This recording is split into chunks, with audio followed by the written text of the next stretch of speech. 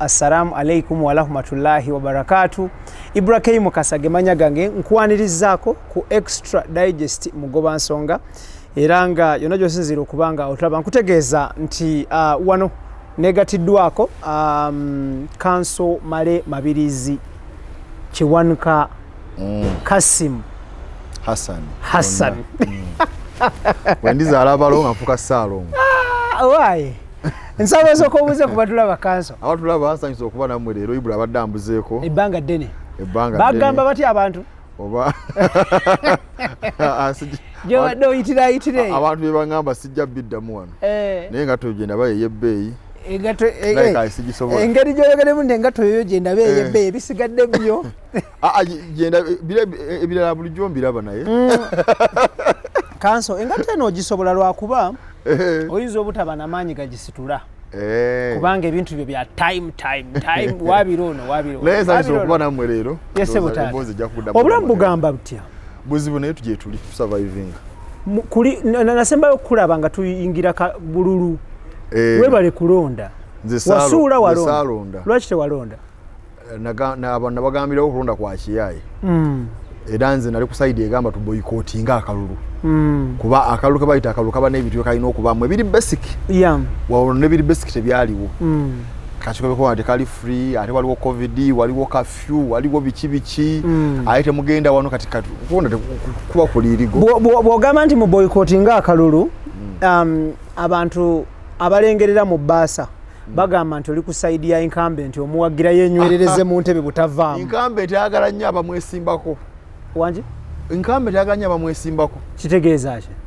kubanga okwesimba wagikozesanga skit ebanga stage kwazanyira omuzannyo ogwo n'asobola okweyongerayo emyaka 5 ye tagirabanga nti agera va mu buyinza stage era omufula bamugata ku stage kyogamba buli bantu lwe bawera abanyi nga bazze okumwesimbako libasanyuye abazungu abanyeseera bantu tulaba mugana nakyemalira nga bajja bangi okunesimbako mugana nakyemalira temwalaba competition yaliwo kati nga jakabba wasemba nga abasibirayo nga ajja ku internet mobile money nga yerangirira nga muoloma akalulu kano kabbibwa katya kikyalemya abantu okutegeera akalulu bakabba olunaku akalulu lwekabaddewo kano kaali ka 14 ya 14 January okuwoleka abaawo lwebatandika okubba akaliddako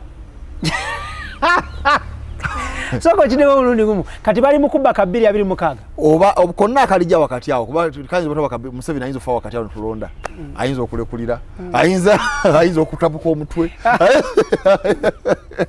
so these is assumption kiri mu ssemateeka nti ajja kugweddalu bwafa bwatabuka omutwe bwalwala bwalekulira ekituufu kiri mu ssemateeka naye kati kuye nga ye assumption osuubira busuubuzi nti ayinza era kisoboka amateeka ngeri gye gakiteeka era kisoboka kati oyinza obala 226 kati oyinza obona akalulu omwaka ogujja kati okuva lwe balangirira kali oba lwe kali lwe kabaawo balandika okubba kano kati bali mukubba kaddako yakujjako internet mobile money nakakanga na deployinga LDU nateeka buli kimu wantu so olwo bali mukubba kaddako wakati bwoba oyagala akalulu akamazima n'obwenkanya otandika kabala myaka 5 wetegekera myaka 5 utandikira okukabalira kaliba katya anali bakubiriza ani kati ekizibu ky'abafuzi bano bo balaba kumpi bati bagamba nti ka 225 nga batandika mu 220 okukanoonya noketegekera kyobola kati ojja tugenda okwogerana ojja kutuuka saawa eno owira Kyagulanyi yimira kamocha obunyidde omusabulamuzi mubi nnyo mwanguzi mubi bo tebalowoozaako nti akalulu kaligwera mu kooti bo bameka kagwera mu kabokisi ate yo oli akabba akimanyi nti mukabokisi yekali naye bayiza n'okunsingira mu kooti n'atekayo abantu be looya we yali looya mu 2 kati yesaabalamuzi ye akibala kati yamanyi nti akalulu tokabala bwotyo singa abantu bukera ku macha ne baboycotting okumwesimbako obweraliikirivu buvaawa asanga buzibu ki ate abakyalina legitimacy kuba kati obuzibu abantu ababeera banyize mu bajjako obuzibu mubateeka mu kalulu ak'ekiyaye ne mbakunga ggwanga ddamba mujja tumujjako tugenda yitawa lije sita tugimanyi abakubuza tubamanyi embala yako tugimanyi toka ngenda mu kalulu bino byomenye gwo bimanyi lije sito gimanyi kyova ka boycottinga kubanga togimanyi kuba sigimanyi abakakubiriza tobategeera tebalina bisaanyizo nabikakubiriza tebabirina agenda ebisaanyizo bibeera bisaanyizo biri mu ssemateeka akawairo namba 6 kagamba abakati b'ebyokulonda bajja kuba abantu abagundiivu mu nzirukanya ya public affairs nga beesigwa nga beerufu nga bagundiivu mu nzirukanya y'emirimu ssemateeka bwati bwagamba kati kutunulira abaliyo chairman yekka tumumanyiko bulabbayi mu kyanga bujulizi mu gwabesije ogwa rape ne treason yayitanga abakamukazi alina ekintu ku mutwe nga mutesemu emizindaalo muno kooti ne mga yakyambule bagala ati omukazi babuyabuliza obujulizi kati saawa eno yakakulira owaye bwino ono omuterekawa bwino gwali nawe bwomagala gyali mufuna tibyabakama yavaawo eyo gyeyava kati omuntu omulabba yapanga kankubuuze bw'otunuulira nnyaffe Uganda eno mukyalimu omuntu omwerufu kubanga naawe abantu bakubamu ebituli gye tuyitireeyo gye bali abeerufu lwako tebaba mikisa ekyokukubamu ebituli okyogerako of course bw'oba public bakubamu ebituli enjawulo ebaawo nti tewabaawo proof oyogera wolokoso onenga yona ki proof naye byabaka abantu binako proof tyapanga n'omulamuzi katusi namugaba busajja gwe busajja omukulu deputy okusootya abajuliza ab'ekiyaayi wakula otya akati yakulira okulonda akati omuntu abulija bemba omweta ate kati yabaagisena Exodus Mugobansonga Ibrahim Kasage manya gange tuli powered by Omusuubuzi awangalire Uganda n'awangalire China nkugamba nti kampani emu egenda okunaazaako ennaku bagiyise Sun Cargo Shipping Company nga bano bagenda kusaabaliza emaali okuva e China paka Mombasa mu nnaku 18 zokka ate nga gwe omusuubuzi ateteganyizibwa olw'essente nga zibulako ez'okusuubula aba Sun Cargo mwana wattu bakuyamba okujjulirizaawo essente n'osuubula ekyo ky'oyagala okusuubula okireete katale kitambule bulungi bw'okituusa n'obaddizaawo essente ate naawe ayagala okusuubula nga ky'oyagala okusuubula okimanyi naye tomanyi wekisangibwa mu China mwana wattu Sun Cargo Shipping Company bajja kuvuga butereevu mu China mwonna osuubule ky'oyagala okusuubula ate bamale bakikusaabalize okuva e China paka Mombasa ate okuva e Mombasa bakikuvugire paka mu warehouse ez'enjawulo mu Kampala mu ggwanga Uganda. Sun Cargo Shipping Company ku lw'abasuubuzi n'ensuubula ennungi beekwate. Muganda wange awangalira mu bitundu bya Abu Dhabi, Dubai, Sharjah nkugamba nti company eriemu ezze okubanga ekubangula mu byenjawulo. Company emanyiddwa nga Roast Coffee Academy nga bano bakafulu mu barista, latte art, manual brewing trainings, coffee roasting ne coffee profiling nga bano basangibwa mu Abu Dhabi okuliraana Al Wada Mall ku luguudo olumanyiddwa nga Airport Road. Beekwate bwe bamala okuteekateeka n'okutraininga bamala ne bakunoonyeza omulimu. Obeera okyasoma bwoti nga bo bakunoonyeza mulimu era nga nkubira bannayuganda omulanga abawangalira Abu Dhabi, Dubai ne Sharjah mwekwate Roast Coffee Academy era nga trainer amanyiddwa nga Tiger the Trainer. Gw'olutuuka ku Roast Coffee Academy awo mu bitundu bya Al Wada Mall obuuza nti mwami Tiger the Trainer aliwa buli kimu nga kitambula kawerette. Beekwate buli kimu kitambule bulungi nnyo. Tweyanzege tuli ne Kanso Male Mabirizi Kiwanuka Hassan ndeseye ddala yego kasi wera video Kasim ne Kasim amanya ago gali beyond the 25 characters eza UNEB era UNEB wali etuwa obubox 25 that is if ngerinya lyo pavu nnyo naye ag'omwami ono aba ayina kwetaaga characters gona tegena kuba mu UNEB ekyo nakigamba dda tufuna amanya buli kiseera ogenda mu kumala abalongo ne bakuwa erinnya n'ogenda ku mukolo ne bakuwa erinnya oyina leweteekateeka okufuna mu maaso awo oyina leweteekateeka okugaye bwe nzaala abalongo njanya okuzaala bwe ndizaala abalongo afuka ssaalongo kati owaayi Kanso njagala tutunuulire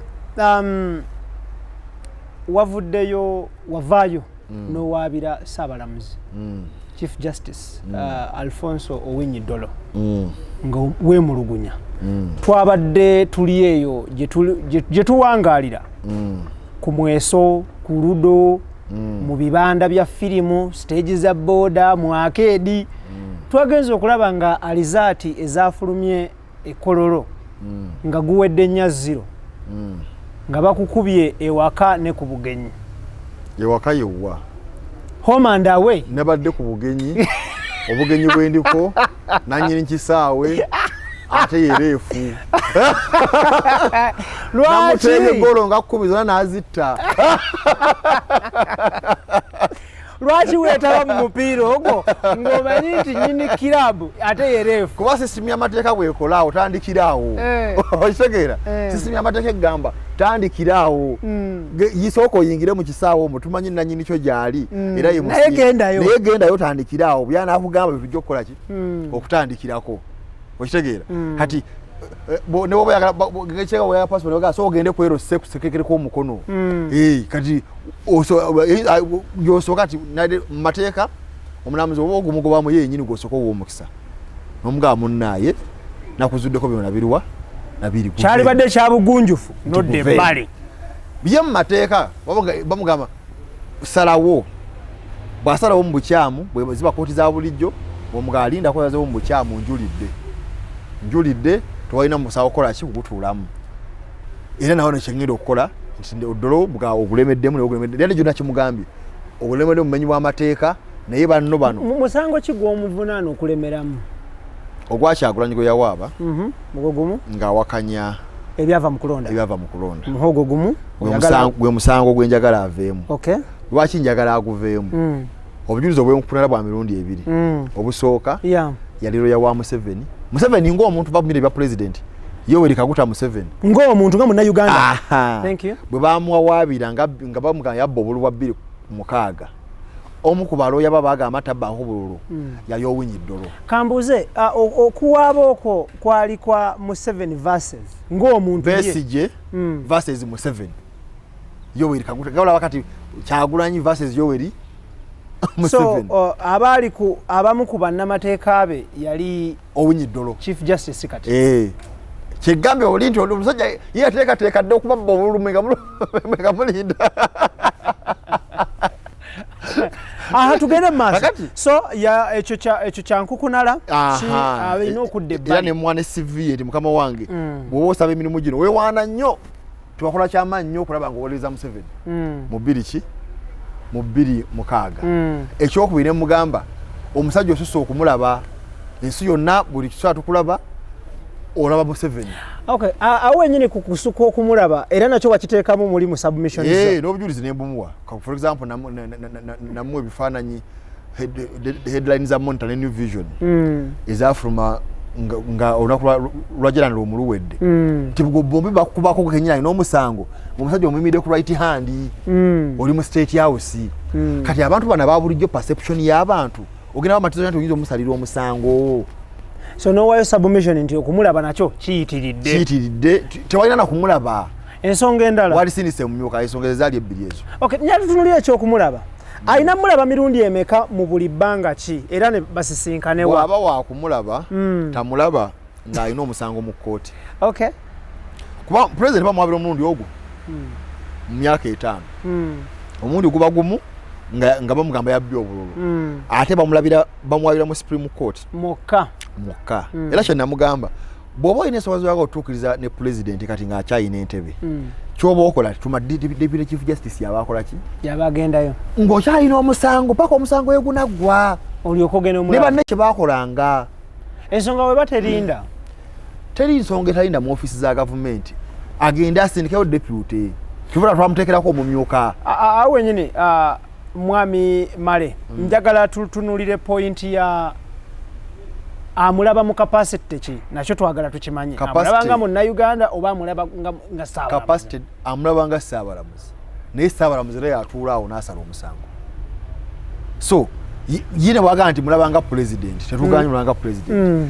naye abantu bakiraba batya because judiciary eno eyimirawo ku ndowooza y'abantu perception yes omuntu wafuna perception nti eyanzibyeko enkoko yange bwe namutwala ew'omulamuzi ajja musiba tajja mukuba migo kumutta amukuleetera ate ng'amanyi n'omumanya ajja mulagira nti enkoko ya munno gizzeeyo bw'eba ekubuze katwale embuzi yo tugitunde okitegeera because bw'anaamukuba okumutta tajja funa nkoko so bw'afunamu essuubi nti bwe mutwala enkoko nja kugizza oba nfunemu nambuzi ajja kumuleeta naye perception bwegamba ne tumutwala mu kkooti era ajja kuba omulamuzi enguzi amute amukuba bukubi ku mutwe okumukola ki kumutta bw'amutta tafuna nkoko ye aye naye ng'asooka adduka nga yeekweka kuba poliisi emukola ki Omusango gwawedde gutya from the horse's mouth. Gwawedde gutya go wabira saba. Saabalamuzi. Kinna sinzo funamu ekyamaanyi. Yatunudde mu nsi yo nange mulaba. Nakkiriza nti amazima gali nti naliroya wa Museveni. Ng'omuntu mu 26. Nakookerako bwakookerako. Naye era nze nankole naliroya we emyaka giyise mingi nga sikyaliroya we. Ne mugana erindako. Waliroya mu 26. Wayitayo emyaka egyo tejawe nakuwera n'ofuuka omulamuzi. So kyensonga lwaki yakola ki yakufuula omulamuzi. Ate kakati nze gwolaba wano era mpolereza abantu abalala bangi nnyo nga bayeekera nasinkanako nekkoni ku nsonga zezimu ne mugaawo weeru simanyi nawolezaako abaforce obote baaka ne bakolera endagaano ne muga byonna bikadde ekyakasembayo ekyasembayo nga tunaba kujja ku bulamuzi wali ki looya wa Museveni ng'omuntu. Ate enkolagana y'abalooya mu mateeka ebintu byebeyogereganya bo nga bo biba confidential. Tebyatulwa. Tumanyi biki byakugamba. Mu mpapa ya Kyagulanyi nti Museveni abbi obululu akola effujjo ne Kaluka 26. Gwe walooya mu 26. Otudde era okola ki? Oli ku pano. Ogamba nti nze ukola ki? Nze guwulira. So ekisooka obukulu nti Odolo yakkiriza kati ne biva mu lugambo ne bigenda ku record nti omuntu saabalamuzi wa leero looya wani wa Museveni. Kati ne mugaa kati tubaleemu amagezi. Muntu kyo wa bulijjo ayinza okukkiriza nti eyali looyawo ayinza otula musawo gwo n'akusalira. Tasobola gumusinza. Tasobola. Ne mugamba ate ne wamwinako kuba ne woba omubanja oyinza omusaliriza nga teyasasula bulungi nga wamunyiigira. Olaba wate okumusinza. So eyo nsonga yavuddeyo bulungi. Essaawa ze twamaze wano ngemu n'ekitundu. Yavuddeyo bulungi n'agamba abantu nalooya wa Museveni. Then ekyokulemeramu edda mugabe era kimenya amateeka ne ngaba ne bino ebintu mbireka ku record mwe munamanya. Ensi ejja bisazaamu. South African Court ejja bisazaamu n'abalala bajja bisazaamu. Kwa toyinza gamba muntu yenna ategeera nti looya wa IBRAH Mukasa yali looya we nga amuwolereza. Kakati ye mulamuzi. Balese IBRAH Mukasa nti yabbye atuddewo nti nkusomera omusawo guno ogumanyi. Tisigumanyi kati kakagenda gukuwozesa. It beats common sense. And kiteekebwa nga mu mbeera enzibu ennyo ndoga kyekiriwa. So omusango teyaguvuddemu. Tuba tuli awo ne bannyini musango byasookera ku social media na mawulire nti basaba omusango guveeyo. Actually tuba tuli awo ne baleeta ebbaluwa mu butongole ng'esaba omusango baguveemu bo bawandiise okusaba kwabwe okuva mu musango. Era ebbaluwa ezze lwaleero mu butongole because biri tubale tulaba byamawulire na social media. Today it is official. Manyi boga abantu nti bbaluwa obaloweza nti kyangu nnyo nti mpandika buwandiisi nze IBRAH mbadde mbategeeza si kyagwagala. Omusango gwa presidential election petition abakola amateeka gaffe bagunyweza nnyo nti it's not a matter of kwogeramu bwogezi nti mukoze eki nti ngujjeeyo mu njogera ya Kyagulanyi si kutema butemi tikati ne bwentema n'oyitaawo tekyo kivuddemu. Oli ku experiment ndi kati ne bwentema. Omusango toyinza kutema butemi nti njakeera ku Monday ngambe abamawulire mujje mbabuulire nti tubuulire nze omusawo gwange ngujjeeyo bangambye balooya bamanyi byabenze kwange nkoze eki. It's beyond that. Lwansonga bakola etteeka eryo bakimanya nti Uganda ejja tuuka mu mbeera omuntu abba akalulu ng'afunye 20% oba 30 bamulangire embi ekiyaaye bamuwawabire okubba akalulu amala akola eddiru n'oli yakamubbyeko gujjeeyo mbeko kyenkuwa gujjeeyo. Kati ne bakola etteeka mu section 61 eya Presidential Elections Act ne rule 20 ya rules za court nti tojja gujjangayo. Actually bagamba a petition shall not be withdrawn except with leave of court. Tojja gujjangayo pozi court ngamaze okukola ki okukkiriza. So court yengo bonga nupu yengo omuwaabi Kyagulanyi Honorable Robert Kyagulanyi tayina buyinza namanyi guje wanje nedda ye kyasobola kwekulula n'asaba kkooti n'agifukamirya mu nnyambe ngujjeyo. No ye yagule tate lwaki aba abasaba twamusibirayo era nga twamusibirayo kati because bannayuganda be bamulonda agamba bamuwobululu so kaso tukusibira tugaso ozze nti webale kujja tuulaawo naye kati okufuma lutalo. Here comes a scenario bwe bana gaana okuattendinga court sessions. Amateeka era gali kiriya bw'ogaana okujja nga bagusalanga bwe guli n'ebyo balina ku fayiro because bakuwa condition bbiri saba nti oyagala kola ki kugujjayo. Eyokubiri kola ekirayiro layira nti bakuguze okuswearing affidavit si kyakusaaga ekyo kuba olimba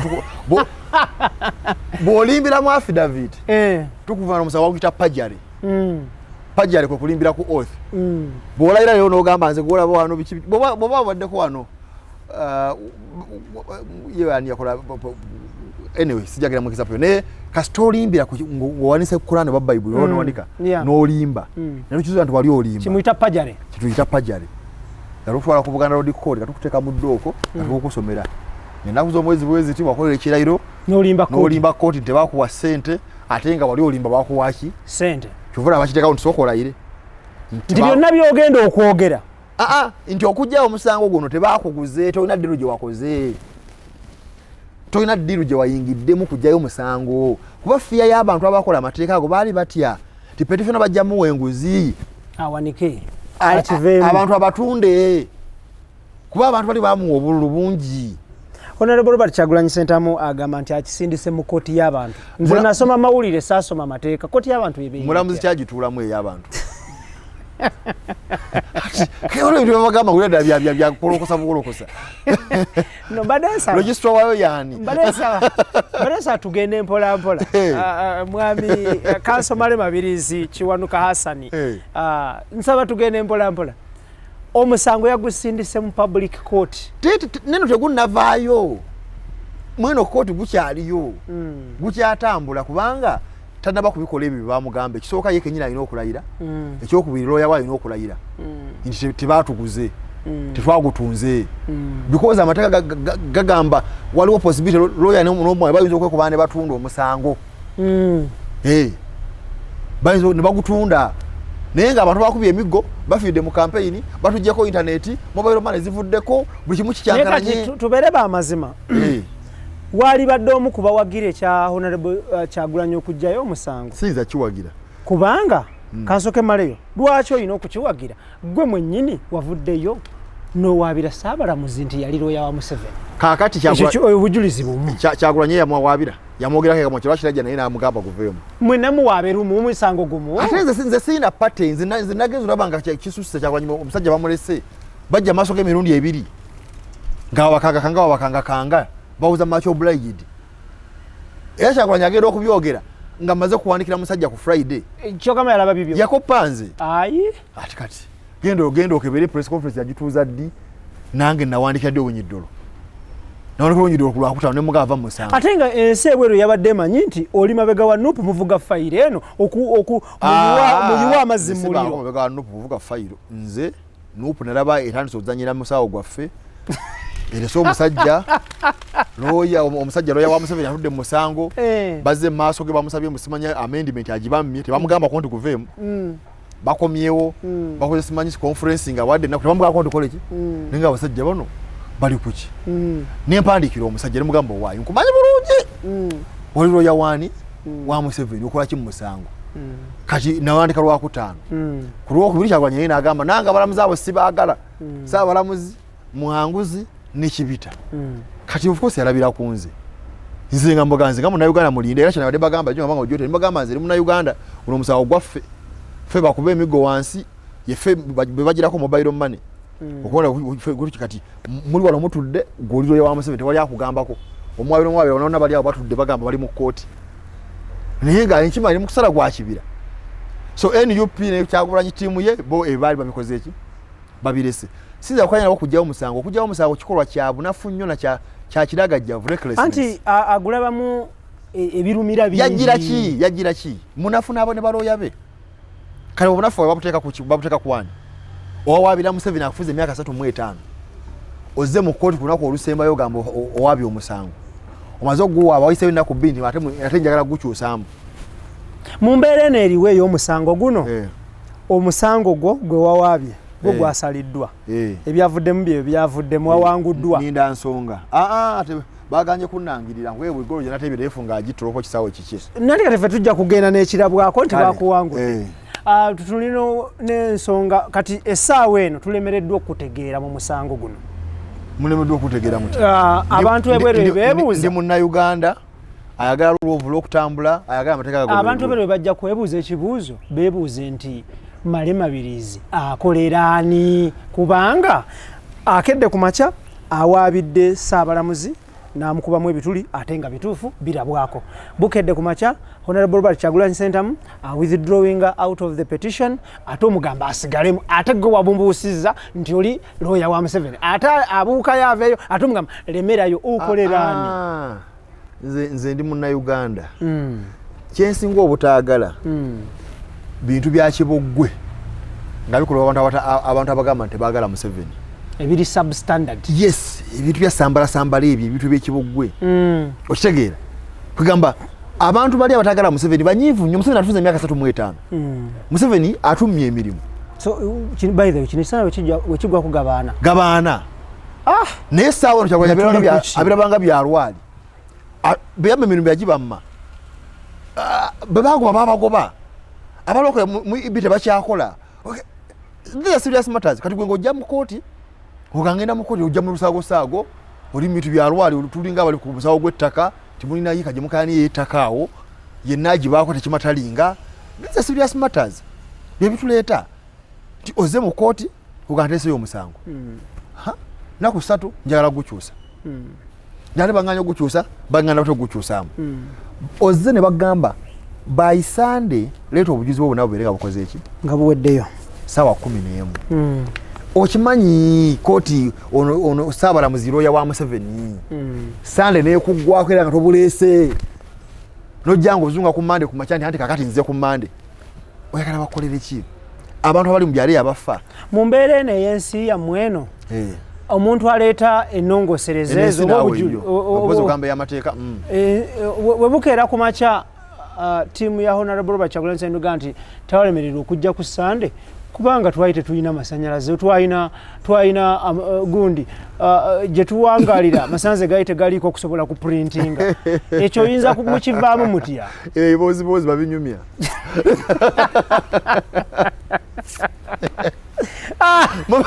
ebiboozi byammwe byeyo wansi mumateeka IBRAH Kasage manya gage mara yako nga tetunagenda mukumbula once the axe falls it has fallen man kastemba zegwa ebe egudde afunyemu afunamu atafunyemu genda tutuddamu ebyo these are serious matters sibi yakudda amasanyaze gagenze kufuna generator kati onyumizani amasanyaze gagenze exodages mugobansonga IBRAH Kasage manya kati umulemu ko tukole ku Senate vaawo omusuubuzi awangalire Uganda n'awangalire China nkugamba nti kampani emu egenda okunaazaako ennaku bagiyise Sun Cargo Shipping Company nga bano bagenda kusaabaliza emaali okuva e China paka Mombasa mu nnaku 18 zokka ate nga gw'omusuubuzi ateteganyizibwa olw'essente nga zibulako ez'okusuubula aba Sun Cargo mwana wattu bakuyamba okujjulirizaawo essente n'osuubula ekyo ky'oyagala okusuubula okireete katale kitambule bulungi bw'okituusa n'obaddizaawo essente ate naawe ayagala okusuubula nga ky'oyagala okusuubula okimanyi naye tomanyi wekisangibwa mu China mwana wattu Sun Cargo Shipping Company bajja kuvuga butereevu mu China mwonna osuubule ky'oyagala okusuubula ate bamale bakikusaabalize okuva e China paka Mombasa ate okuva e Mombasa bakikuvugire paka mu warehouse ez'enjawulo mu Kampala mu ggwanga Uganda Sun Cargo Shipping Company ku lw'abasuubuzi n'ensuubula ennungi beekwate muganda wange awangalira mu bitundu bya Abu Dhabi, Dubai, Sharjah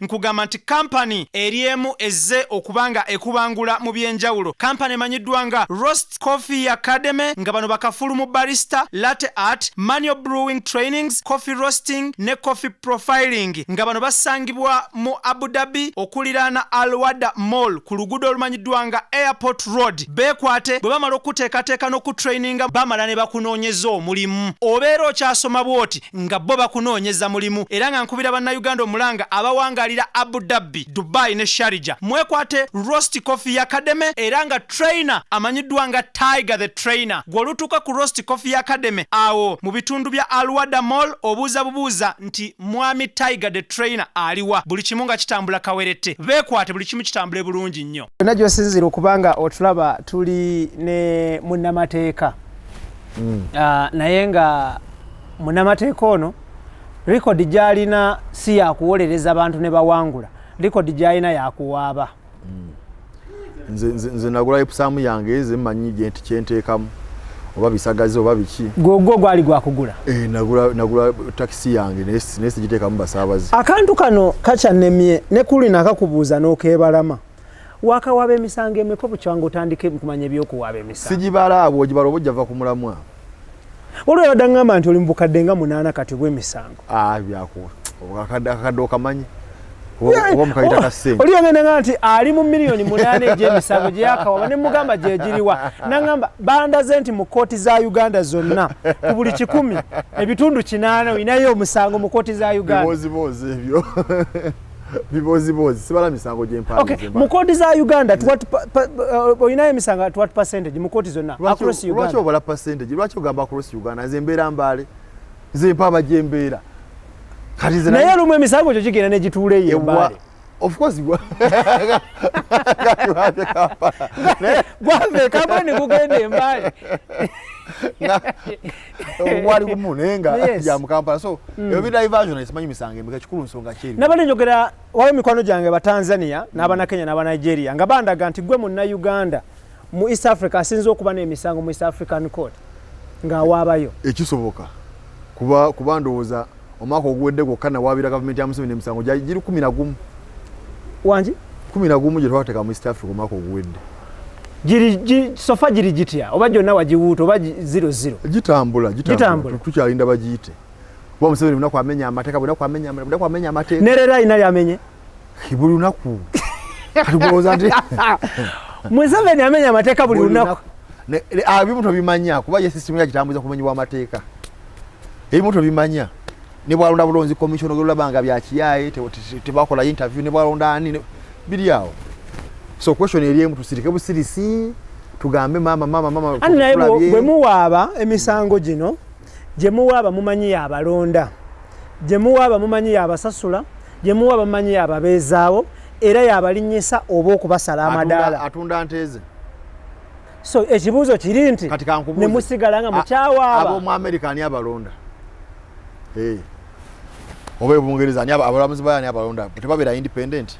So tulinamu ensonga zaffe, tulinamu obunafunafu bwaffe obulete bwa Nakyemalya alina waabaali naye tujja kudduka mu kkooti kuba Museveni ayagala tuziddukemu. Abanyigiriza mudduke mu kkooti? Kubanga mu nsi yonna toyinza kujemera court order.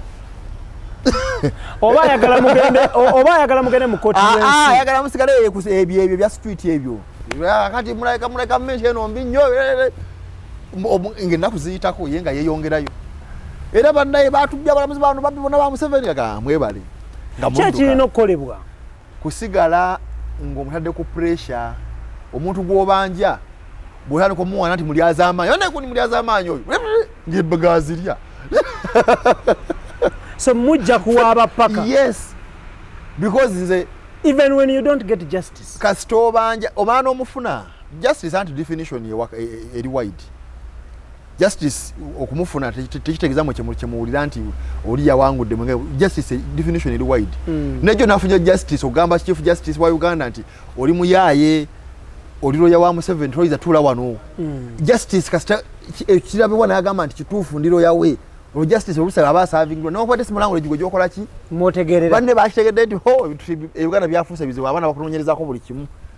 Kakati ekyo kiteekawa office y'obwa Ssaabalamuzi ne Ssaabalamuzi. Of course kati nnafu bannayuganda bagina mugambe jjo nti office ogenda ginafuya perception y'abantu egena ganti. Gwe nga omuyivu ki ekirina okukolebwa kufuna Ssaabalamuzi mulala? Dolo yabadde guno omusanga agwesonyiwa naye asigale ku misango emirala. Agwe namanya nti gunonna ekiko kankite kisaache kubiriza banno nze ngenzi ndiwulira emirala munsi yonna bakola. Sawa wetukanga omusango oguze olinamu interest yabayita meeting nga Museveni nga alina wano musango. Ekitongole ekiramuzi kyavuddeyo ne kifulumya official statement ndi bali balayiza balamuzi. Toyina nsonga gy'owa ku justice. Wakiwuliddeko kye njogedde ekyo? Biwolokoso yenna. Ayi. Teeka kyerigamba tebaba balayiza omulamuzi Chief Justice alina okubaawo. Talina deputy we. Yaligenze. Nkugambye it's about perception. Kojja wange Bwoji Abudu ali enkoko njeru. Ye bwalaba ekifaananyi ku bukedde. Nga Ssaabalamuzi ayine Museveni gwe baba waabidde omunyonyolo otyambu ate babadde bagenze kulayiza mulamuzi tabitegeera agamba omusajja muyaaye tomulaba alina omusajja abalamuzi abo kibagano abalamuzi abo abasinga ababeera mu byalo eyo oluusi tubagana okutoziika na kuziika ku kyalo k'oli omulamuzi nze nina gwe mmanyi mukyala mulamuzi w'amaanyi nnyo naye n'emikolo ku kyalo togibaamu n'okuziika taziika mukyala w'amaanyi nnyo tujja kulaba nga okubagiza eyafiiriddwa munne nga kitalo ekyo bamuwawaabire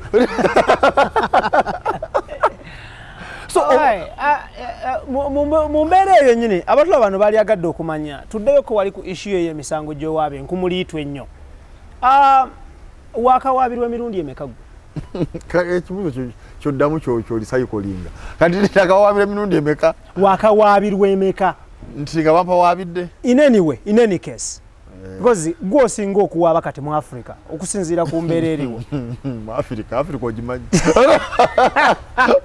oba gwolaba wakwetoolodde because wetutunulatunulamu gwali ogenzeko eggana tusooke tutandikire mu East African region wetuwangaalira oyina record eyokuba n'emisango mingi mu East African court kitegeeza oyina enkize zivuganya mu West Africa ne South Africa ogwo oli muzannyo emirundi yenna kawaabirwa najjo sigibalanga naye ofukosi bampawaabidde so nga businessman ngaani mu criminal mu business bakuwaabira bayita mu kampani eyo eri ewole sente yes oluusi nange ng'omuntu endagano ze mankoze ng'omuntu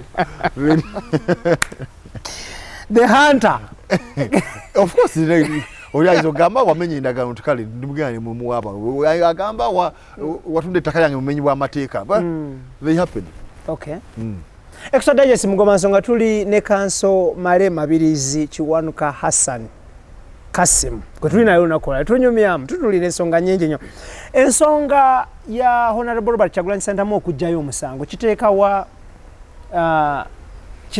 wa Uganda kiteeka we Sige Damuzi ekisooka n'ebyobufuzi bya Uganda okutwaliza wamu ekisooka kinafuya nnyo ebyobufuzi by'opposition ebiriwo kati ekimamu ne bannayuganda abangi abatagala Museveni buli kiseera abawa essuubi eriri false nti balina kye bakola because ekisooka kyoleka nti omuwaabi Kyagulanyi ne banne baloya be Honorable Kyagulanyi mu addressing Honorable Kyagulanyi oba oyagala muyita Honorable nze muyise Kyagulanyi anti naye is a honorable member naye nagamba linakuwa empapula nga teyali qualified kuba nominated era nayo ne bakuwangulirayo ebyo bikyali biwanvu kati bagamba nawe oveemu ani because wakati bikyali biwanvu kitegeeza omusajja atambula ebiwandiika ebimu babinyima abannira ne mbawawaabira emmengo ne passport office nebinyima newe ne mbawawaabira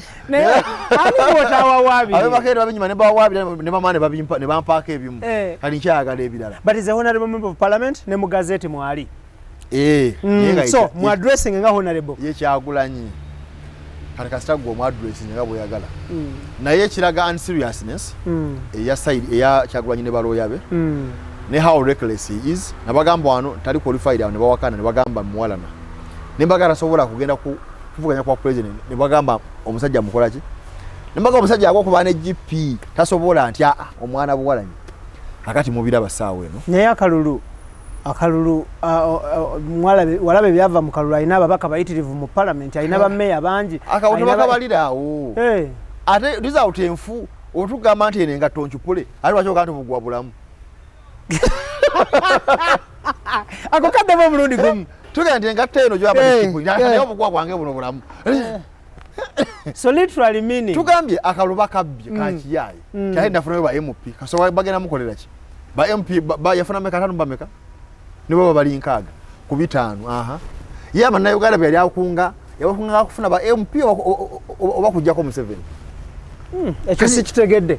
Bannayuganda yali bakunga kola ki? Yali bakunga kufuna babaka ba parliament, bannayuganda nyota yabwe yafuna babaka ba parliament, oba nyota yabwe yakujjako musajja aludde ku mu buyinza. Kati eyokuligete yafuna ba MP bangi. So what? Teyali oba MP. Okukyusa obukyusa ani abeerayo kati ani agenda ani afuluma. Abo ba MP bogamba balinga omusajja agenda okubba embuzi yammwe n'ababaka embuzi yammwe n'azingiza mu kikomera kye ne mutuma IBRAH agenda ne mwewonda mu ne mukaga IBRAH agenda gwoba ogendayo otugireyo embuzi zaffe olwa ku gate n'akwata ekifi ky'embuzi enjo kye IBRAH sooka oliyeko naye n'oli bebe MP ba Uganda kati olugero nga luwanvu mbadde sirutegedde lwero nakyemalira abawambi byonna afuga akati ate azaba abawa ku musaala abawaddeyo emisaala muli akate munamulwanyisa ddi so tisirowooza nti tulina oproducinga fight y'abannayuganda kugamba simanyi twafunye bemupi abo balya bifi bya nnyama ku mbuzi ze baatubbako oli abbye amafuta abbye buli kimu akiteesewuwe twagala kumugyawo tugye ebintu byaffe ate twafunye bano bawadde ekifi ky'embuzi bagire nga bagaayako nga mukuba engalo bannayuganda baagala mbuzi zaabwe zabbibwa tebagala bifi ate nabo tebabifuna ono kubatumye yabifuna ab'emukono abalonda Nambooze tebafuna Nambooze yafuna ekifi mu parliament n'agaaya bw'ati bwe mukaaniranga kasukirako naawe akagumba naawe ogira ogaayo nakyemalira agenda kati kyekirina okukolebwa because buli kintu kivundu mpugambye opposition ino okuba serious bajjewo gwo omuzannyo gwabwe ogugamba kati ebere serious ekole ki address it opposition ze Kenya zikola ki opposition za mawanga Raila Odinga bwe yakwala omusawo mu kkooti teyaguwangula naye ng'akoze eki Raila Odinga Kenya ye kenyini yakola system n'agyezimbira yagala oteeka omusango mu kkooti nga kkooti yennyini agyekoledde wano balonda abalamuzi wano waloddeho nga babawakanyawo Kyagulanyi ne Basegona baabwe nze kanzi yawakanyawo Ujidolo nga bamulonze ate nga mumanyi nze yagamba wandikira kataga ne mugato omusajja otomu approving teyakuwuliriza ofose nali omu abo banyooma naye assuming singa twafuna petition nga 10 so bo bagala nnyo okunoga emyembe gye bataasimba opposition ya wano Mabirizi awaba waaba nnyo bo tebawaaba ne baleka ebimonyo babaleka ne bugenda mu maaso ayi mama ne baddukira mu makooti geegamu ebintu bicyankalanye ne basuubira obuwanguzi ffe tudduse kooti etubba so opposition erina okuba strategic kigoye Museveni yakiteekamu amaanyi nakimala emyaka biki leero wakakifo konda yamala kumukozesa kucyangacyanga bujulizi bwani bwa Besigye n'amanyo katono omutendesi asobola jangu kati najjanga amwambusa fuuka omulamuzi oyo naye wawaabanga omwakanya okulondebwako yes Sekana nanziba naye agana kunsiba ye nyini omulamuzi ate lo yawale kutoka commission ya 10 ngaaguveemu tinja basiba awo naba Kyagulanyi nga basirise saati lere gwasigalayo nagugoba mbye kiyayi Kyagulanyi basirise omusajja oyo byabaka bwe yayimiriza okuwandiisa abalonzi mujjukira yes lukwago yawaaba twaliyo lukwago wa Sekana Kyagulanyi nga basirise omusajja byabaka bwe yayimiriza campaign within Kampala and town endala Buganda region ne towns endala Kyagulanyi yawaaba lukwago yawaaba gye byaggwera nti ate nizze mu kkooti yakola ensobi zino so opposition erina okuyiga nti balina okusiga balyoke balinda amakungula bw'oba ogenda kukungula osooka kusambula kisambu n'otema evvuunike n'okunkumula omala okunkumula n'olinda ekire ky'enkuba ne kitonnya n'osiga n'okoola n'olyoka oggyako ebijanjaalo n'olyoka olya amakungula ate eryo n'ebirime ebimu nga tebiringa bijanjaalo eriyo emmwanyi nga zimala emyaka ebiri tukola ki tonooga naye nga bulinaku ate okwera kufukirira kati wa president obo kati balowooza nti nja kujjawo akalulu tebakakola bwe batyo kyova kati ofuna bino mpayirize petition mu nnaku 3 ngikyusaamu ate obujulizi ennaku zampeddeko ezibuleeta ate abajulizi abamu bali basibwa ebibuuzi lwaki wawaaba ebibuuzi byokumala basibyagala mu bintu ebiri serious yagala waba nga sibasibe looya yenna newo wa muntu wa bulijjo nga honna waba omala gatagata bujulizi bwo n'olyoka oyingira omala kwekuŋŋaanya n'olyoka oyingira ekisaawe kyeki kuyingira ekisaawe nga tolina ngatto weyita boola ate siire mundekere nga tate nazireseeyo then olibola kikaaki ng'okimanyi nti engatto esamba omupiira ebeera specialized olina obbanga wagigula nolyoka oyingira ki ekisaawo edefu kyayingira ekisaawe nga talina firimbi. Mwami Male abatulaba bano balyagadde okumanya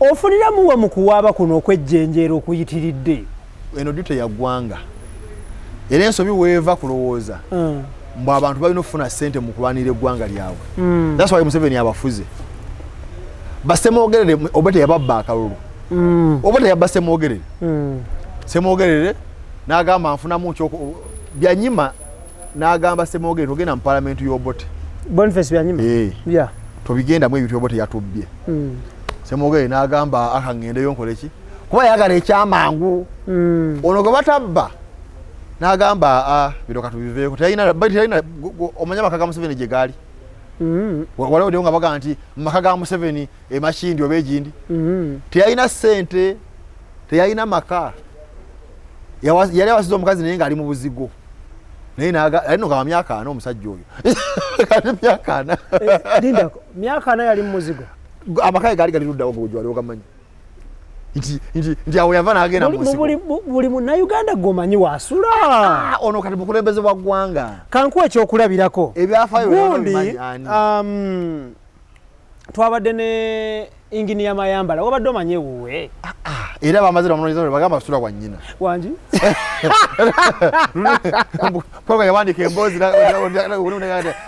Mayambala asula wa nnyina ne lukimanya it is a hearsay. You're not sure. Naye nakyegaananga era ne video bazikwatira nga abasakayo bali so ndi ku point ya ssente muje mukulembeza so ofuniramu wa Museveni talina namaka ngakubira omukazi empeta ekyo kirungi okuba kumbo bwali butukuvu ekyo kyo kirungi nnyo naye nga talina maka semwogere ne baagala ssente ez'omusaala gw'Obote ne bajja e Kampala batula mu parliament nga leader of opposition atalina ssente atalina kyebafunira n'agenda mu nsiko n'alwana Obote najja n'amuwamba semwogere n'amufuula minisita simanyi wa internal affairs eyali alowooza mbu talina waafunira kati twakabudde emyaka 3 mu egyo famire ye yonna buli amwindako akantu konna kakwate yamugaggawaza kati emyaka sigimanyi mu maaso okakasa kati kyawanya muloka gyewaana nti gyeyaguze bazzukulu ba Museveni ze batambuliramu awo tetujja kukkiriza kutuuka tutuulemu tukole ku bulango tukomewo n'issue y'emmotoka eyo Extra Digest mugoba nsonga IBRAH Mukasa gemanya gange tuli ne Kanso Mabirizi katumbulemu tukole ku bulango tova Omusuubuzi awangalire Uganda n'awangalire China nkugamba nti kampani emu egenda okunaazaako ennaku bagiyise Sun Cargo Shipping Company nga bano bagenda kusaabaliza emaali okuva e China paka Mombasa mu nnaku 18 zokka ate nga gwe omusuubuzi ateteganyizibwa olw'essente nga zibulako ez'okusuubula aba Sun Cargo mwana wattu bakuyamba okujjulirizaawo essente n'osuubula ekyo ky'oyagala okusuubula okireete katale kitambule bulungi bw'okituusa n'obaddizaawo essente ate naawe ayagala okusuubula nga ky'oyagala okusuubula okimanyi naye tomanyi wekisangibwa mu China mwana wattu Sun Cargo Shipping Company bajja kuvuga butereevu mu China mwonna osuubule ky'oyagala okusuubula ate bamale bakikusaabalize okuva e China paka Mombasa ate okuva e Mombasa bakikuvugire paka mu warehouse ez'enjawulo mu Kampala mu ggwanga Uganda. Sun Cargo Shipping Company ku lw'abasuubuzi n'ensuubula ennungi beekwate. Muganda wange awangalira mu bitundu bya Abu Dhabi, Dubai, Sharjah nkugamba nti company eriemu ezze okubanga ekubangula mu byenjawulo. Company emanyiddwa nga Roast Coffee Academy nga bano bakafulu mu barista, latte art, manual brewing trainings, coffee roasting ne coffee profiling nga bano basangibwa mu Abu Dhabi okuliraana Al Wada Mall ku luguudo olumanyiddwa nga Airport Road. Beekwate bwe bamala okuteekateeka n'okutraininga bamala ne bakunoonyeza omulimu. Obeera okyasoma bwoti nga bo bakunoonyeza mulimu era nga nkubira bannayuganda omulanga abawangalira Abu Dhabi, Dubai ne Sharjah mwekwate Roast Coffee Academy era nga trainer amanyiddwa nga Tiger the Trainer. Gw'olutuuka ku Roast Coffee Academy awo mu bitundu bya Al Wada Mall obuuza nti mwami Tiger the Trainer aliwa buli kimu nga kitambula kawerete. Beekwate buli kimu kitambule bulungi nnyo. Okay, Kanso, issue y'emmotoka eno tugigirewo ddala. Saagala kugigenda kwa. Where is the proof nti bazzukulu ba Museveni mwe batambulira? Where is the proof? Where is the proof? Kyogamba bazzukulu ba Museveni bonna batambulira mu America. ne wobo muri mukodomi we Museveni is in soft cars, cars with soft bodies. To ya wagamba nti abiriga bamutala nsonga yali ino musirikale omate bonanga bali mu soft body dika. So takiriza muntu okutambulira mu soft body car. Ne wobo oli mukodomi we. Kuwana kkooti ugundi ya likalugire mukodomi we. Ujura beja atambuliramu. Naye tayina wadana 10 Museveni oyo. Tayina na maka. Honorable Kyagulanyi motoka yo yagirese. Alhamdulillah. Njagala omuyozeyoze ku kamera. Abantu bagize bagimugulidde. Nze sidda naye moyo wolokoso. Emotoka ekola ki ku struggle kujja ko Museveni. Yo byabayimbi yogende babeereyo. Kati nze motoka agenvugo ogimanyi. Lindako. Yo ino okugimanya. Kanso okyalaba Honorable Kyagulanyi ng'omuyimbi. Era ne byakali mulabisanga muyimbi. Kati munabyafuzi kyali serious. Yava what? Munabyafuzi kyali serious musone kuba yolabye. Naga bannaye emotoka yino nagirese nagimirako bwati. Mumbe kifananyi. Bajingulidde. Yino byabayimbi. Bibakolanga eyo simanyi nguze escalade kuliko Bobi Wine kati byali muna wano. Oya besije yabona red besije agambye aresenze seri Amadi. Emotoka yeberi Amadi tolina gikubira bulango. Wevuga motoka yo ali kuba masasi yali dabange sasi likuba kuliridayo. Namanya teriki. Kati bya kutujja kumulama kudda mu bintu byabayimbi ebyo kustudia abantu. Abantu tebalabawo ensalwa engene fitina mu bigambo byo. Ku motoka ya Honorable Kyagulanyi. Kati ensalwa kuki? Nzo manje mvuga. Tujimanyi kwa tulina kujimanya. Ekintu kyentunda kyalunga ovulona mateeka. Kyengamba abantu. Kati wo gamba abantu kwenula kujjako na kyemalira. Tuboneka mu diversion za motoka simanyi munafunye motoka yakabenje. Ebyo bikolera mu kuyimba showbiz go babeera mu ejo nti wuno ne motoka wuno ayino mukazi owakabi no mukazi tulina kumanya. Omuntu ayagala kumanya Museveni avudde kati. Naye tunajjukira nti yo mu showbiz gye yafubutuka nayugumye ensi yonna. Nebimulema bova mu kyalo kyawo kikuva olina okugwamu ekyalo ng'otuuse mu Kampala emotoka ziba zijja kukoona. Owaayi. Kati bwaba yavaayo eri mu showbiz najja mu byobufuzi nayugumye ebyobufuzi ayina okukyuka otherwise bajja mukoonerayo. Kati ze zino zaakola zaatagaliramu Supreme Court ate envaayo ate obujulizi bwange akyalemeddemu biri alowooza byakiyaaye. Omusajja oba tomwagala bwagazi ng'omuntu newe naalibadde simwagala ng'omuntu nga talina weaknesses naalibadde mwogerako ki assuming simwagala kale nga bwogamba naye nga alese omusawo wino obujulizi tagambye nti agenda gukyusaamu alese baluya bali serious tataze emmotoka nga bwe yaguze emmotoka simanye yakabenje naalibadde mwogerako ki because kati state gyalimu nga strongest icon wa opposition mu Africa n'ensi yonna. Africa n'ensi yonna balondera wano. Niba nemine byosi. Nekirala. Ndi mu Africa n'ensi yonna. Uganda yokka ina abantu 203. Kenya ina mmeka. Tanzania ina abantu bameka. But when you compare all opposition, opposition beyo, you can't equate them to Bobi Wine. Tuki muki. Ono mpozi yaka abasinga amaalo. Amaanya ago that Bible okusika abantu. Yafuna percentage. Kenya kalukagwa nga bakalonze nga asinza ina 51%. Olusi nga amudira ina 49. Kati ani abasinga ono kuba 35. Bamuwa buwi naye nga yali yawangula. Never sola ku proving omanyi ekintu akifudde amata agafudde mazibu okwabula amalamu n'amafu. Aizo nokuba yafuna 20. Ayi. Nino kwa system ya chimbi nega atumuwezi. So amatabe gafa kizimo tugamba. Kati obakali wakalamu. Oba wachile shule kinenemu. System yonna afakati opposition asinga wa. Pozi yasinga okwera biso okuba n'amaalo oba biki. Be proud of a fellow youth. Youth ati omuntu w'emyaka 4 muogumu. Ba youth bakoma ku meluna some etteeka lya youth akoma kwemeka. Abakyali youth. Okwesimba ku bwa youth bagawo tunasuka myaka 3. Kitegeeza kisanye ngeje ky'emyaka 5 osuka 3 mweta no batukyali youth. Era mu parliament toddayo. Ojo oli wa 3 maximum. Ne bakuwa emyaka emeka. Kati Kyagulanyi emyaka yagamba mbu 39. Nuli nakulaga empapula nga wa 82 oba 18. Kati ile emyaka 4 ogwo. Hasho atamusa kati gwana mu 2. Yoyo youth. Obo yokola ombi ne kutagejja n'abagamba na Olina emyaka emeka kanso? Emyaka kati 3 mwena. Success kijo attributing ku myaka gya 3 mwene ejo. Kati singo ndaba wano. Singo yogera nange kyogamba ogenda ulukosa kubo oyogera naye. Nina mugale bamwita Faizo ali ogeddeko naye. Okay. You have a name. What else? What else? Sijja kudda mu mwebyo. Akati simanyi nakola kiri. Those are my things. Because olaba olwaleero luno bwetutunuulira kye bayita amaanyi. Waisaake namba ya mobile money okukungaanya essente. The turn up was low. Honorable Kyagulanyi agamba bugambi nti muteeke ku ne ssente namba ne bagiblocking nga ssente ziye pu. Namba ki gye bablocking? Namba baziblocking. Gisome. Nga zijjudde ssente.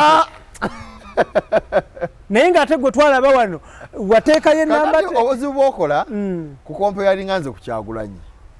Tuli mu food za njawulo. Simanyi bw'okomparinga ndiga n'ogaa ndiga kanji comparinga n'enkoko oba embuzi kanji comparinga n'ente.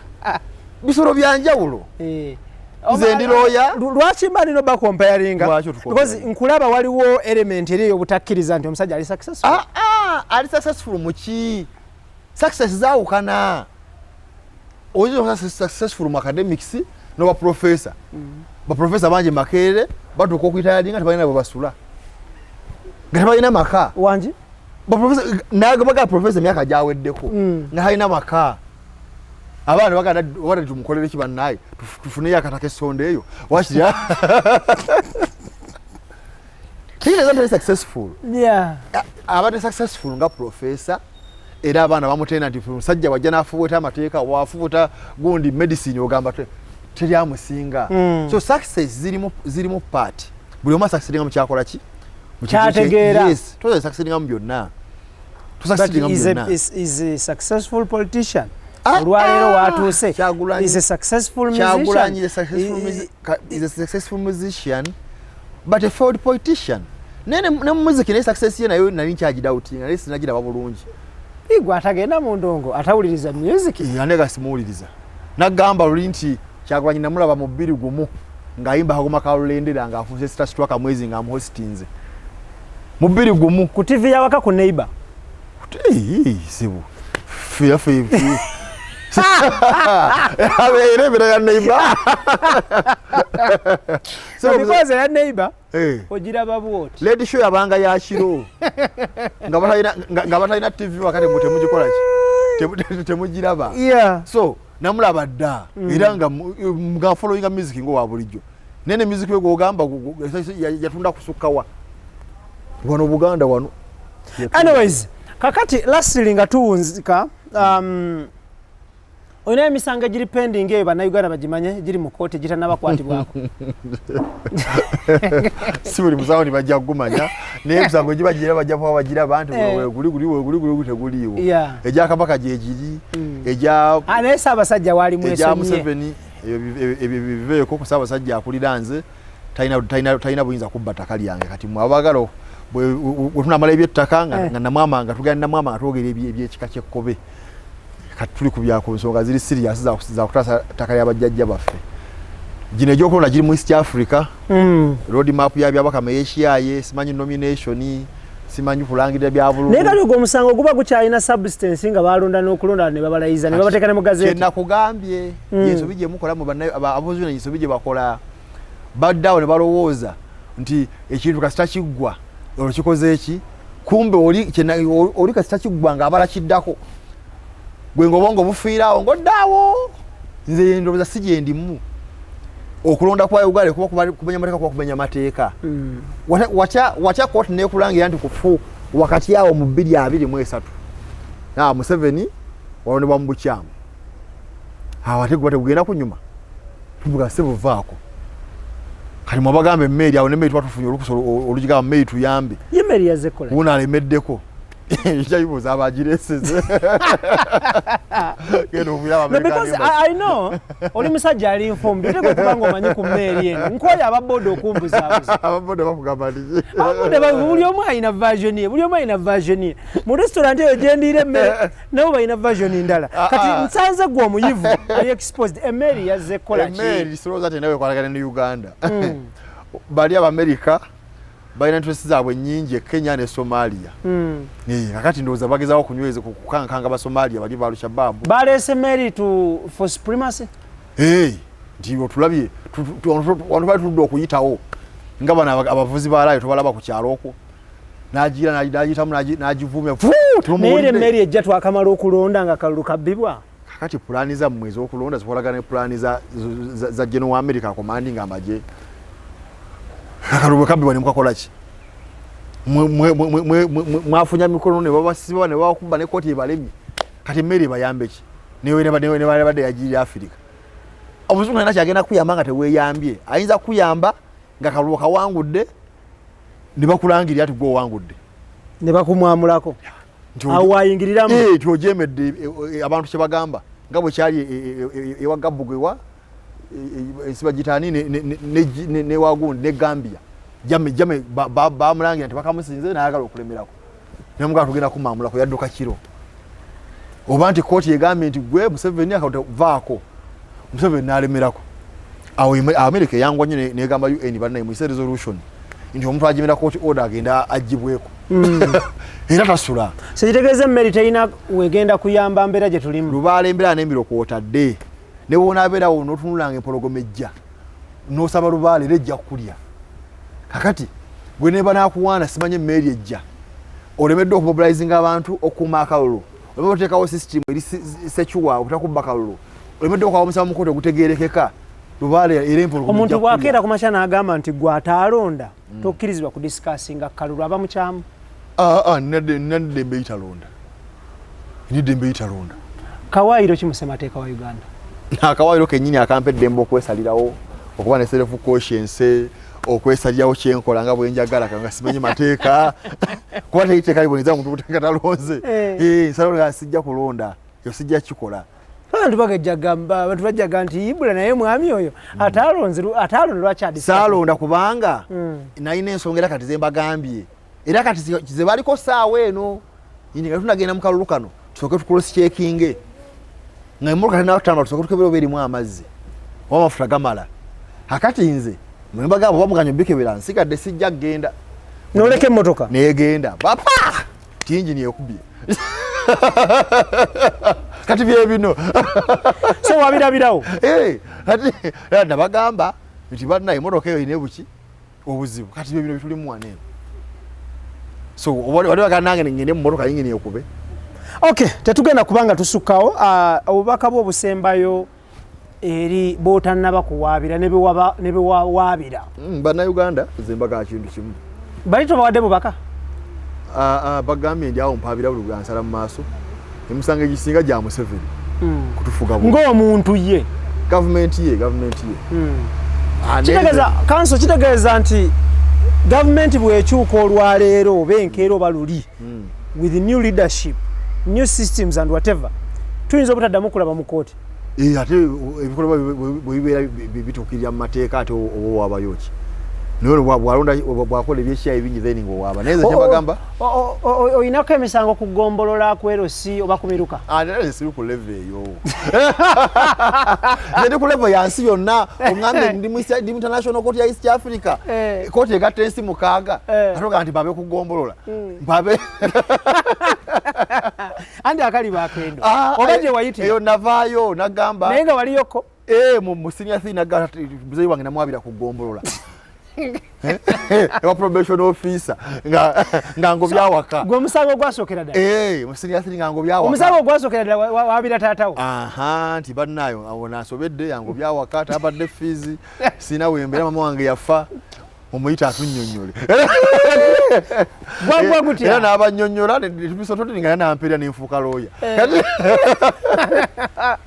Akali baakendo. Kakati sewo sikyaba kugombolola. Wamma nkulaba kati. Kati awo nabo business neba magistrate nempita ayitawo ku high court kono bapiru mbali constitutional court supreme court ndi mu East Africa kati atonga nti mpabe kugombolola.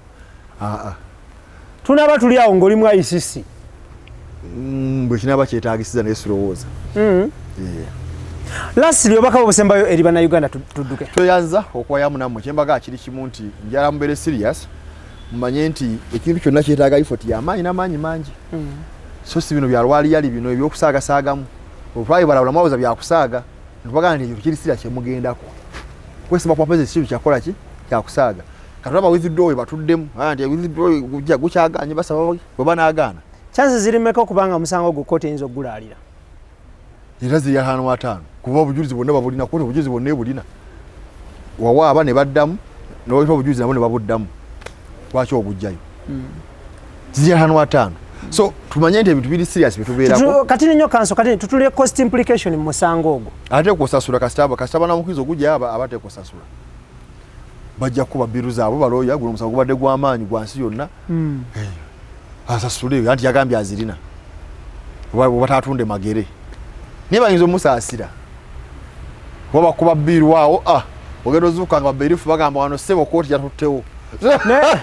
Lwaki ye wanaabeerawo embeera eyo because kugwamba bazite twamanya mbabazi kubanga ye alirekeresi ye aliawo kimbuyege mbabazi yagumalayo yaguwoza n'agumane bagusala ono tagukoze kira amateeka galikiriya bw'ogumalayo kkooti esala baani asasula era misango gyakabaawo 3 tebalina gwe bagamba kusasula lwaki gwaggwayo omusango oli yateekamu amaanyi n'ayita obujulizi omusango negukola ki negugwayo ono agudduka mu buddusi amalira abantu budde singa teyawa bintu nti waligirabyewo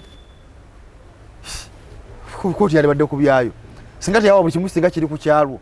Okay, tetugenda kubanga tusukka wano njagala kwebaza Idris Lukwago, Daniel Keith Kanabi nga kwotadde ne Tony Ssenabulya, IBRAH Mukasage manya gange Lasili nga tuwunzika njagala kutegeeza nti byowulidde mu program eno ebigambo ebyogeddwa byonna si byabaddukanya omukutu guno oba bagukulembera wabula bigambo by'abantu Ssekinomo era fundraising number yange byange Ssekinomo era bigambo bya council by the council some number ya fundraising number yange 0701 881231 ne 0779869880 ziri manya gange. WhatsApp number 0701 8812 kati ebigambo byange byonna by'olye program bigambo bye akatalekeka. Dr. Stella Nyanzi yali muwanganguse Kenya okyogera ki? Of course embeera ya bunkenke buli omwaka esalu kyatulika tulinga nko ya mutamivu tomanya drone we kukima tomanya kiki tulinga nko ya mutamivu tomanya lwagisala lwaddanga atamidde eveeko omutwe kati of course environment eri tense Ekizayo sijjo yagaje mu environment intense nendo zalaba ngali sechuwa wano buli omosula okulandoga oba kimanzi so environment intense that's why bana babizanyinamu that's why government by no bus serious kwa bantu bangi basafari ngolo byofuzi bya wano babasibya abaana babase babatese mu koti masho bakoze eki so obizanyinamu obero bavuma obero bagirega Okay tukwatagana omulundi ogudako mubere bulungi mweraba.